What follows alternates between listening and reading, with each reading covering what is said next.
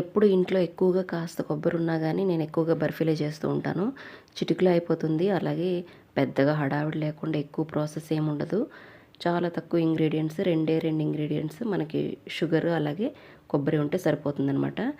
ఇక్కడ నేను తీసుకున్న కొబ్బరికి 2 కప్పుల వరకు కొబ్బరి అయింది. దీన్ని కాస్త నెయ్యిలో ఫ్రై చేయాలన్నమాట.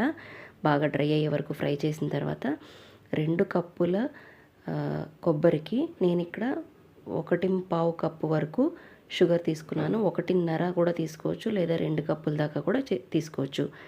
నిరభ్యంతరంగా షుగర్ ఇష్టం లేని వాళ్ళు బెల్లాన్ని కూడా యూజ్ చేయొచ్చు. సేమ్ కొలతలతో బెల్లంతో కూడా చేసుకోవచ్చు.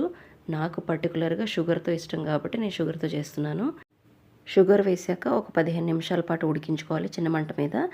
తర్వాత గట్టిపడిపోతుంది. ఒక నెయ్యి రాసిన ప్లేట్లోకి ట్రాన్స్ఫర్ చేసేసుకొని పీసెస్ లాగా కట్ చేసేసుకొని ఒక గంట పాటు ఆరనివ్వాలి. మనకి బర్ఫీ రెడీ.